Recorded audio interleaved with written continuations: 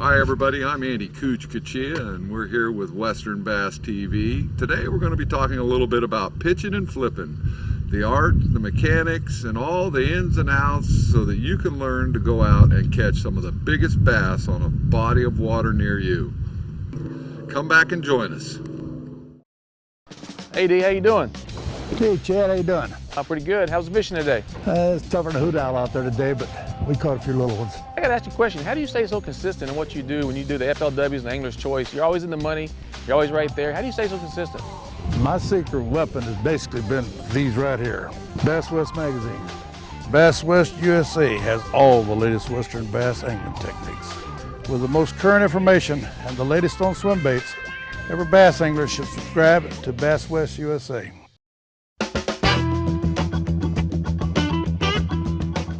Hey, this is Randy Pringle, the fish instructor with Bass Tackle Depot, and we're going to get on those fish. Let me tell you, we got some great new products from the Berkley and the Pure Fishing people, and I want to go over multiple different things that we can talk about with their new lines and their new things for 2010. One of the objects that we want to talk about is the Gulp product. And the Gulp product, a lot of anglers, and I've talked to Skeet Reese and some of the high-end anglers, visible anglers, is that especially for a spotted bass and smallmouth bass, the Gulp product is just like an instant high for them. They just love that style. But most of the anglers don't want to buy the tub, which looks like this. I like the tub because it's easy. They make a oval tub now so it can slide across your boat, won't flip over. But if you buy it in the bag, most anglers say it dries out. Well, if you got that fixed, because if you can buy it in the bag, you can get the Gulp in different flavors, and you can squirt that and rejuvenate. Because it is a water-based style product, you know, biodegradable, you can add this to it and regenerate it. So you just squirt it back in the bag, zip the bag closed, and you're ready to rock and roll with Gulp. Next time out, try the Gulp. I think you guys will like the new Gulp spray. Squirt your bags and you'll be fine.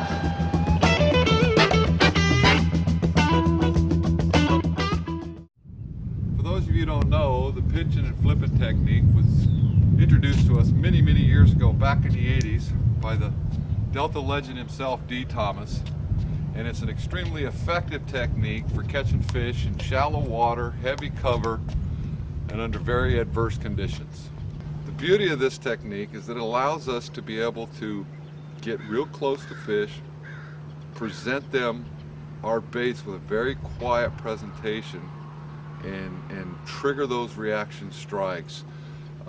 You know, there's not a lot of techniques such as a crankbait and a spinnerbait and topwater baits that allow us to get real deep into thick, heavy cover where a lot of these larger bass live and reside, and be able to get them out, whereas we can sit there and pitch and flip various jigs, plastic, Texas rig baits into these fish using this tactic and catch a lot of good fish doing it.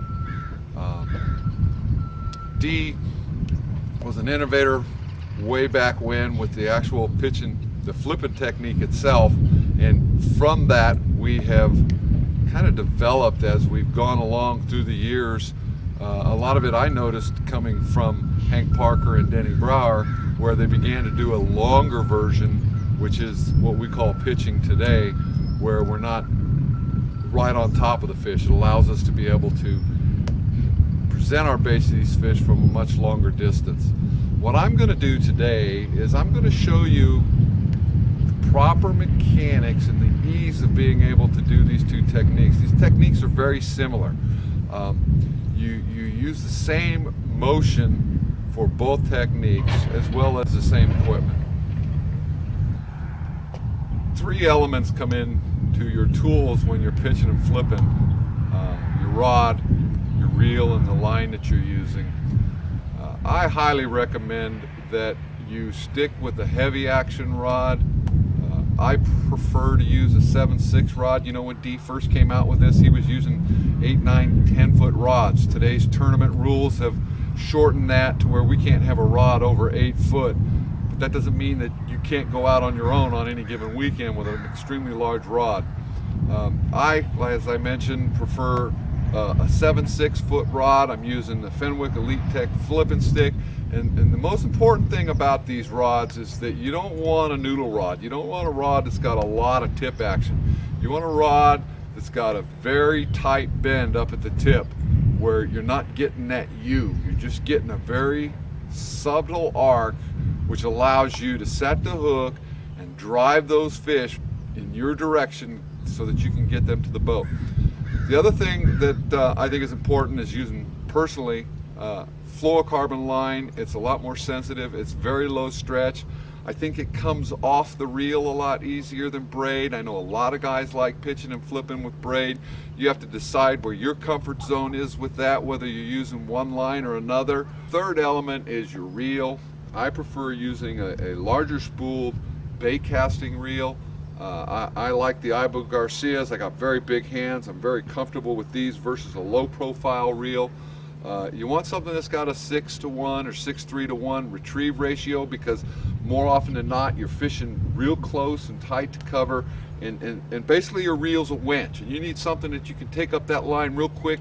You need a rod that you can horse that fish out of that cover and get him into the boat as fast as possible. So it's very important that you have a really strong, sensitive, tough line, a stout rod with a very low parabolic bend on it, and a reel that you can use to take up that line real fast. Flipping and pitching really consists of a very simple, easy motion. I know a lot of guys they develop some bad habits because they haven't been shown properly what to do. They tend to use a lot of their arm, a lot of their shoulder, and a lot of their hip. But pitching is really based on the pendulum motion of your bait to your rod tip. And if you just extend your arm, point your rod tip up at 12 o'clock, release the bait and lower, it swings. First and foremost, in preparation for either one of these two techniques, you need to make sure that your reel is set so that when your bait falls out, it falls out nice and smooth off that reel. There's a line tension knob right up underneath each handle of every reel that allows you to be able to control this. Now, when you first start out, it is best to have that bait, when you hit the button and release it, that it falls at a nice slow fall to the bottom. As you get better with this technique and you utilize your thumb and the rod motion to control the cast, you can allow that bait to fall a lot faster. The big mistake that a lot of new anglers make when they're pitching and flipping is that they have that line tension set way too loose. What happens is, as you send that bait out towards your target, it gets there a lot faster than the line can come off the reel, and you end up with the backlash. So first start off tensioning down that thing so that you get a nice slow fall with that bait. Okay, now we're going to talk about the actual cast and presentation. And before you make that first flip, what you want to do is you want to disengage the reel and pull the line out and grab it with your thumb so that your arm is fully extended. You want that bait to be residing right at your reel. And the reason you want it there is that when you're sitting up on top of a boat and you're actually doing that, that's going to give you enough room with your rod tip to be able to present that bait and not hit the side of the gunnel and not flop it in the water. And you basically, by extending your right, or if you're left-handed, the rod arm, extend it out and turn that reel over so that it's facing across your body, and then you just release the rod and swing. That bait will take a natural motion, release and swing, and follow through. As you release that bait, it will take a nice slow trajectory towards your target, a little dip and follow through. Now, it's very important that you do that, because that's where you learn to be able to control the presentation of when your bait's hitting the water. You know, a lot of times when you're pitching and flipping, you want that bait to hit the water as light as possible, but some splash is okay. And then a lot of times when you're long distance pitching, and we'll talk a little bit more about that later, your presentation doesn't need to be quite as quiet. But when you're flipping, you typically want a pretty quiet presentation. So you get that arm out, turn the rod over, dip the rod tip, and just give it a little lift and swing and follow through, and that bait goes out real easy. What a lot of guys tend to do is they get that elbow tucked up inside. and they get their arm right up next to their shoulder, and then they tend to go out and use their whole arm to move the bait out forward. And what that does is it's just like bowling or any other technique where you're trying to aim at a target. Your follow through, when you're using all of those body parts, your bait and rod tip tends to point way up in the air. So that's naturally where your bait's going to go. You want that whole mechanical piece to be pointing right towards the target that you're pitching and flipping to. So basically, again, you extend your arm, rotate the rod, and just give it a little dip and point to your target and follow through with the bait and let it go. You do that, you'll find that it's a much more fluid and easier presentation, and you're going to be able to put that bait on a target real easy. Now, pitching is very similar. The same exact mechanical motion that you're using. The only difference is, instead of using a designated line length, you're actually going to be casting and utilizing the weight of the bait and the motion of the rod to be able to cast that bait out. What this does is it allows you to be 20-30 feet away from your target and still present that bait in there with a very stealthy, precise mechanical motion. And again, you want that bait to be right there where your reel is. And when I'm pitching, I tend to turn my rod all the way upside down versus the way I was doing it across the body with flipping. When I'm pitching, I want that thing upside down so that I can bring the bait in and slowly swing out and let the line take that bait out to my target. As you become more proficient with that, you can start to really put a little more motion into it. And as you see, I'm using just my wrist when I'm doing that. It's very important. When you use just your wrist and get that rod out in front of you and just put it out there, it's going to give you that really nice low trajectory. As you begin, as I said, get more proficient with it, you can put a little more strength into it and get a little more distance as you get into each cast. But the key is really keeping that rod tip upside down and that elbow lock. That's one of the most difficult things for guys to do, is to keep that elbow and shoulder lock. Everybody wants to use that whole arm motion, and when you do that, you can see the rod goes up, your bait goes up. Now you get a big splash in the water, and it's not as effective as a presentation. Once again, let's go through that.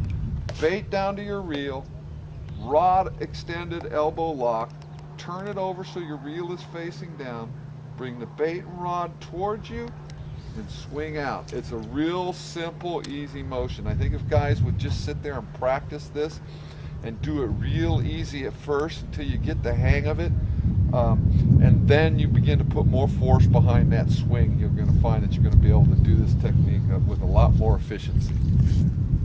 Pitching and flipping really is a very easy technique, and as with anything that we do in life, practice makes perfect. What I'm going to show you now is something that you guys can take and do right at home, right in your own backyard. You can go down to the park to go out and practice this technique so that you can become extremely proficient at this technique. You really only need two things. You want to get yourself a bucket, and at first I recommend starting off with a pot. It's a little bigger target. As you get better at this, you begin to fine tune. You can go to a coffee can. You can even go to a little soup can if you really want to get good at doing this. The other thing that you'll want to use that's going to really help you, especially when hitting specific targets and getting right on that dime, is you'll have yourself a chair, and I'll show you how we use that and put these two together. The other thing, you know, is you can kind of simulate being in a boat. If you got a bench, you know, you can find one of these at a park bench if you don't have one at home. You can do it down the street, or if you've got a chair or something to stand on to simulate and elevate you up as if you were in a boat. It's really, really, really simple, and as I mentioned, you just got to practice doing it, and you can sit and do this in your backyard for hours. And the simple thing to do is just get 10-15 feet away from your target, and then just practice putting that bait right where you want it to be. You can just sit there and practice the technique over and over. And a lot of times what I tend to like to do is get it to where your bait is the distance from your line to where that target is, so that you can put it on there with almost every single cast.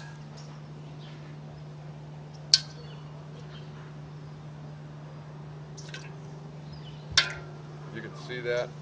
Just keep practicing over and over, putting that bait on that target.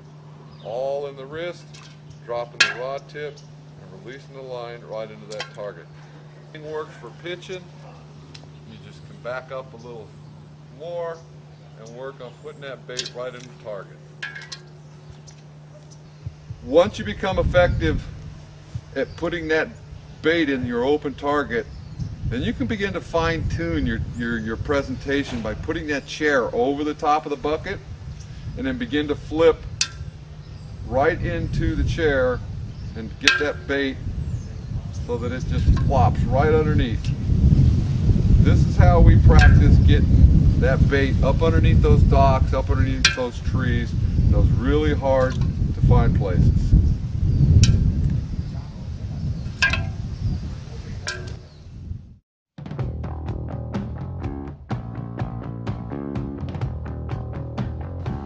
Also new from the Zipper Worm Company, which some of you may have heard was been purchased by a company out of Oklahoma.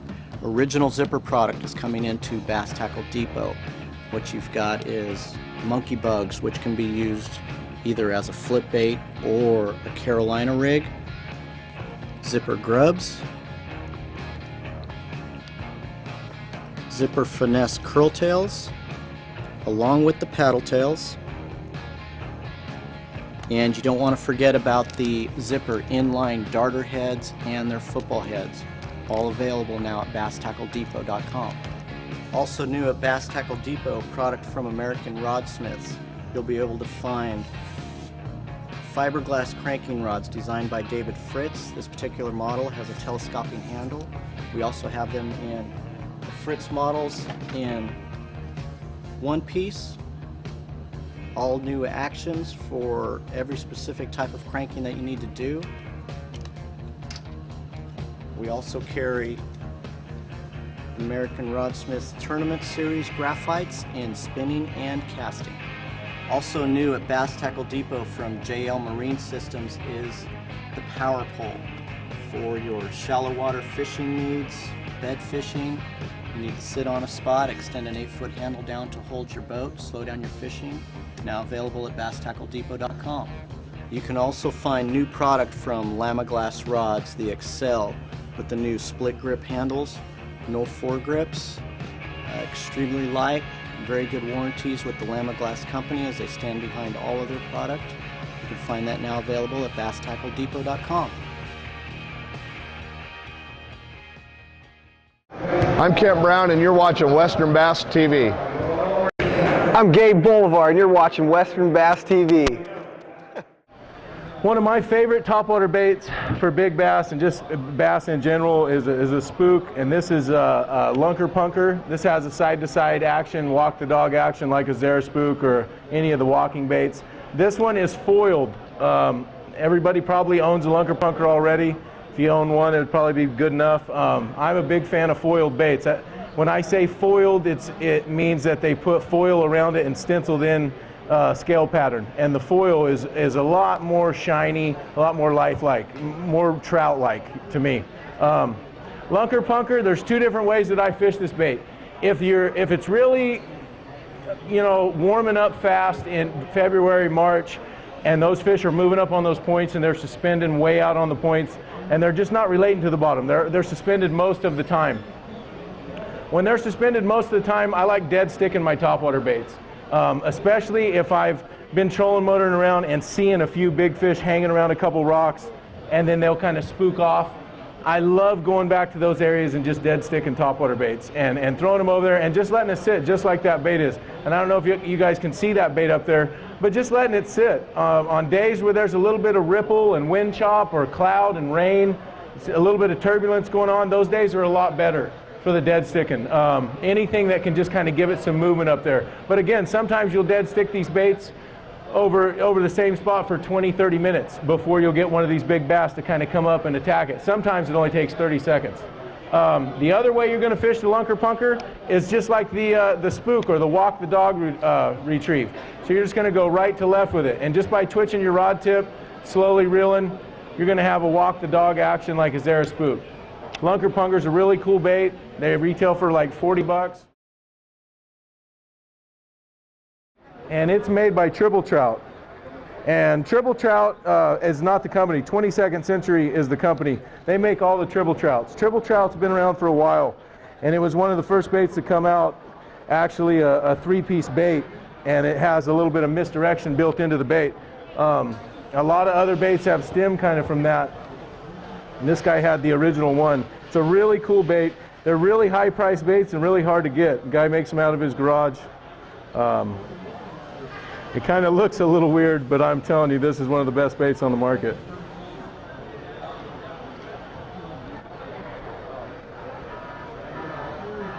Trim all these tag-ins off. And again, on my wake baits, everybody asks me, well, do you use split rings or you know, what do you use? Well, on the wake baits or the topwater baits, I like to use a big snap, something that you could use maybe even in saltwater. A little bit larger than a snap that everybody would use for bass tackle because you're using braid.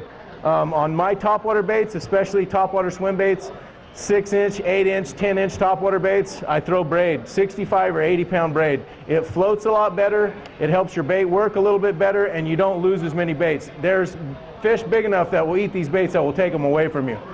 This is a 8-inch cut tail. It's basically just a wake bait, Triple Trout, and you can see it up there. You just reel it straight in, and the action's built into it, and you just wake it out. Long casts are really good for this over flats or long points that run out of the lake.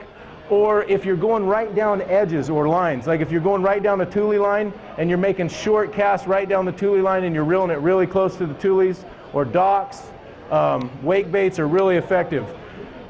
I would almost guarantee that 50% or more of fish that are caught on wake baits are caught at night though. Guys that win a lot of night tournaments, that catch a lot of big fish from the shore at night, a lot of the guys that I know that fish, you know, nighttime a lot, fish from the shore, and they catch a lot of their biggest bass really close to the shore on the wake bait. In tournaments on those full moon nights, sometimes in the summertime they'll have night tournaments, and when it's a full moon, you can reel this bait right down the shoreline. When I say down the shoreline, this bait's only in a foot of water. You're casting it right down the bank, and you just slowly work that bait right down the bank. Those big fish will come up. It's almost like they have it pinned between the bank and the lake, and they don't want to let it get off the bank because they could lose it. So as long as they keep it up on the rocks, you know, they can get it. So keep your cast in tight to the bank with the wake baits. Work really good.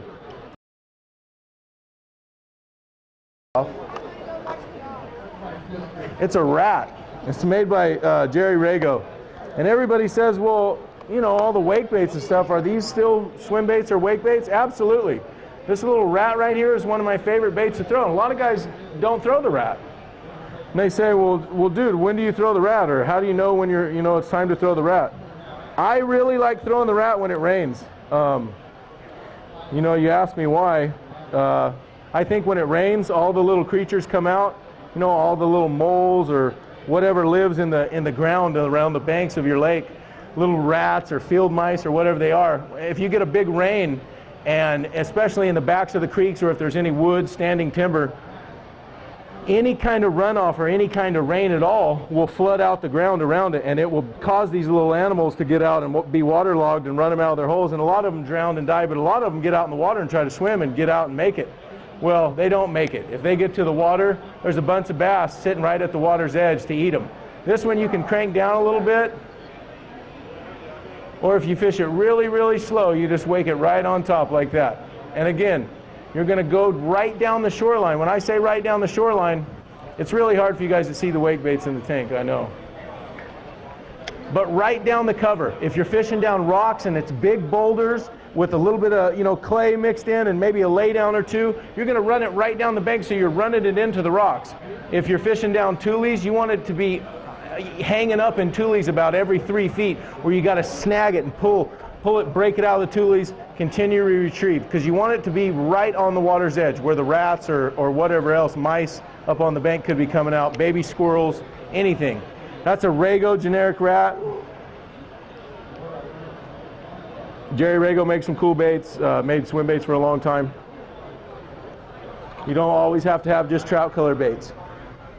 This other wake bait I'm going to show you is a fairly new company for me. I always try to stay up on what's new and what's coming out. And in the fishing world, that's sometimes is hard because these guys never stop coming up with new stuff. They always have, you know, a new idea or a new color of something. So it's just never ending. But this JSJ bait, it's called the Warbird, and it is nasty. It's got a buzzbait blade on the back of it. It's kind of a combo bait. It's a wake bait, but it looks like a bird. And especially at Clear Lake in the Delta, these birds, the Delta has black and red birds. And you may have never seen a black and yellow one at the Delta. If you go to the Clear Lake, most of their birds are black and yellow. And I know that sounds crazy. Well, why would it matter what color the birds are? Believe it or not, these fish, a main part of their diet is birds. On a short time of the year, there's a short window of the year where all these birds are, you know, mating or doing whatever they're doing in the tules, and they're like ants in the tules. I mean, the tules are just littered with birds. And the ones at the Delta, they have this bright red, beautiful stripe on their wing, and the ones at Clear Lake have the yellow. And I can't tell you how many times, you know, especially a few years back when the tournaments were going there that time of year, when you'd be throwing your frog through the tules and see a bunch of birds on the tules and watch fish come up and blow up and eat those fish off of the tules. It's the most unbelievable thing you'd ever seen. So I didn't realize it at first, but the frog at Clear Lake isn't really a frog. To me, it's a bird. And especially at the Delta with as many blackbirds as there are, that's exactly what it is. See if I can't tie a knot here. Okay, we're in action. So again, right down the tule line, most of the birds live in the tules. You're going to be right in the tules, and it kind of looks like a Tweety bird or a little duck out there. You can use the standard wake bait retrieve of just reeling it in, and that buzzbait blade is going to be back there, just kind of frothing the water behind the head, swimming. My favorite thing to do with these baits is throw them out in a little pocket in the tules, let them sit till the rings and the ripple disappear or dissipate, and I start racking them. I mean, I hit them, pop it. I mean, give it some. And I know people are like, well, you know, we're not fishing for peacock bass. Well, if you were a big bass and every day of your life you saw a jig and a spinner bait and a swim bait and you know there's a tournament there every weekend and you see everything, but you really eat birds every chance you get, and all of a sudden this little bird lands in the tules and starts splashing around like he's running for his life, you're gonna get some attention. And that's the whole deal, trying to generate a reaction out of one of those big fish. So again, this thing has a blade hanging off the back of it. You twitch it, rip it. It's got just a huge rip through the water. A lot of sound, a lot of noise. And again, it looks like a bird up there with the head bobbing around. From JSJ. Probably the most famous swim bait there is the Huddleston. This bait, when it came out, I caught so many big fish on this bait, it was incredible. It took big bass fishermen by storm, especially in our lakes where they plant trout. If you've been around bass fishing for the last 4 or 5 years, you have a Huddleston. It's just unbelievable. Everybody tells me, well, man, I bought all that stuff, I watched all your seminars, I bought every color Huddleston made, I bought the 5, I bought the 0, I bought the 12, I still haven't caught one on it. All I can tell you is if you're not throwing it, you can't get bit on it. I was at Pedro recently last month in December at an ABA tournament. Everybody was complaining in the parking lot at sign-ups about how nobody had caught a swim bait fish in 2 years. Oh man, why would you even bring a Huddleston to the lake? I haven't caught a Huddleston fish in 2 years. You know, I won the tournament with over 20 pounds, caught 3 Huddleston fish and broke 2 of them off that day. They still eat this bait. As long as they're eating trout, they're still going to eat a Huddleston. And as long as you have something that swims straight and looks as good as this Huddleston does, you're going to catch them. Oh no. This is a 5 right here. They come in 4 rates of falls, ROF or rate of falls. A 0, a 5, a 12, and a 16. The 12 and the 16 have a top hook on them. They're really fish for the bottom, dragging it uphill, throw it out there, get it to the bottom, feed a bunch of line out, and reel it uphill, bumping them into everything. The other way we fish them is with the 5 and the floater. Get them way out on the points, and right now at home, we're not throwing the 16 and the 12 a lot. We're throwing the 5 because the trout are all on the surface. Different times of the year, trout do different things, so the bass are going to do different things. But right now, all the trout are on the surface or at the top 5 feet of the water, and they're all just kind of playing out there, frolicking around, having a good time, swimming. There's not 30 seconds that goes by at the lake right now that you don't see a trout out there ringing or jumping or having a good time. Every trout troller out there on the lake's hooked up all day long. You know the trout are on the surface. So again, the 0 and the 5 Huddleston are going to be what you throw when you see the trout shallow. And the best retrieve with the Huddleston, as slow as you can stand it. I mean, you can see how I'm reeling that thing. It just has no action or no life whatsoever. You kill it, it falls perfectly to the bottom. The hooks sit right on the bottom. It won't fall over on its side, won't get snagged up, sits right down there on the hook points. You start your retrieve in, it comes right off the bottom right up every time. Again, the Huddleston is probably responsible for more big bass than the golden shiner is in the state of Okeechobee. I mean, it is unbelievable how many guys have caught their personal best or bass over 10 pounds on this bait. You can't go wrong with which one you buy. The 12 and the 16, again, are for a little bit more for bottom fishing and crawling it on the bottom. And the 0 and the 5 are for, you know, really slow fishing or fishing in the suspended water column. You can see these fish bird dogging this trout. They all just can't stand it. Again, the Huddleston, how I rig my 5. People say, well, I tried to buy a 5 or a 0, but they didn't have hooks on them. What I do is I buy a hyperwire split ring, owner hook split ring, and put right on the belly eye. And I take a Gamakatsu super line treble hook. Everybody makes a heavy wire treble hook now. I still use Gamakatsu. They make a super line treble hook. It's a little bit heavier gauge wire, and I use the smallest hook I can in a 5. Everybody says, well, man, that's an awful big bait not to have, you know, a bigger hook in it. If you're putting a treble hook in it, why wouldn't you put a great big treble hook in it? These fish are smart. They follow that bait. If you watch me reel this bait through this tank, no fish just ran over and ate that trout. Every fish in this tank, though, has followed this trout all the way up. Up! He was getting close. That's a head, too. See how long they follow it? They're not sure. Nipping at it, biting it, smelling it, sniff it, scratch it, kick it, lay on it, rub it, anything but eat it. And that's the whole filling out process of this bait. These fish have been caught before. They're wiser. They don't like getting stuck. They don't like their picture being taken. As much as we love it, as much of a thrill as it is, they hate it. So again, the smallest hook you can put in that bait, you're going to miss a few fish. You're going to have a few bites where you don't hook up. But when you do hook one, you're not going to hook him too deep. You're not going to kill him. And you're going to hook him in the right spot. So when you do hook one, he's not going to come off. Again, the smallest hook you can get away with, bury one of the trebles in the belly. If it's a 5 or a 0. If it's a 12 or a 16, it comes with a top hook and it's good to go. This little bait right here is made by Ty Lure. I really don't know much about these guys. I just met them. This bait seems to be really good. I've picked up 3 or 4 of this guy's baits. He's here at the show at Bass Tackle Depot. Really high quality baits. These baits are done by hand. And you can see as this bait swims through the tank. Look, look, look. Oh! Unbelievable action. These are called the kicker trout. This is a little bit smaller one. They make a bigger one I'm going to tie on and throw for you. But this is I think the 6-inch kicker trout. Unbelievable bait. These baits are all done by one guy or him and his brother, and they're hand done. Just incredible, incredible baits. He gives them a little bit of oxygen. I'm going to catch that big one. I can already tell you that.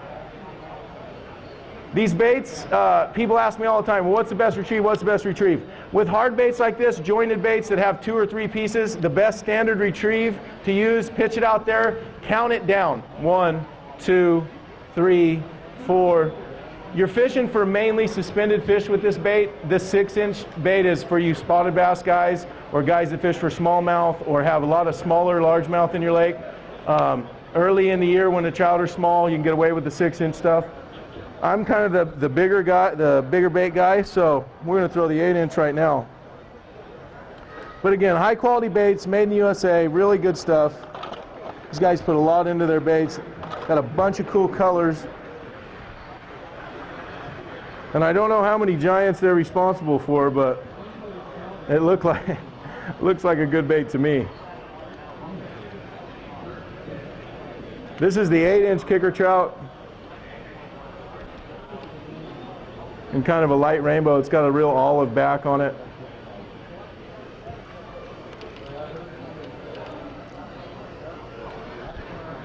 Tell you what, I have to get faster at knot tying.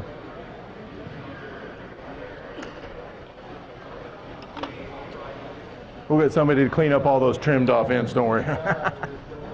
So the 8-inch kicker trout, a little bit heavier, a little bit bigger. You're going to throw it on a little bit heavier outfit. The 6-incher you can get away with 12 and 15-pound line and a 6.5 to a 7'2" rod.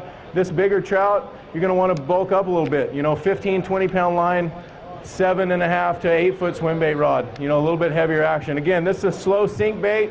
There's 3 rates of falls: floater, slow sink, and fast sink, I would say.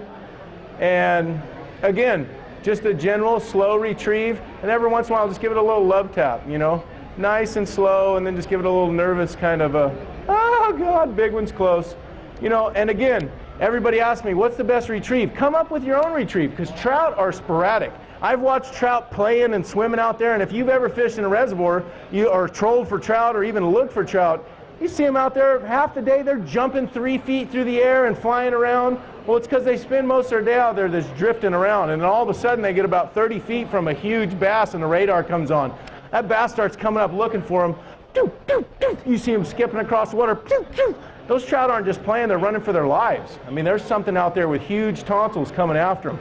So again, kind of make your retrieve sporadic. Change it up. Don't be afraid to add in a big twitch or speed it up one cast, especially if you know an area, a cut or a point where you've seen fish, especially in pre-fish. If you've been by the area on your trolling motor and you saw some really big fish in the area, always go back and make repeated casts. Every cast, change your retrieve. Do one fast, do one slow, do one with twitches, do another one fast. And a lot of times your fastest retrieves are going to get your biggest attention from these bass.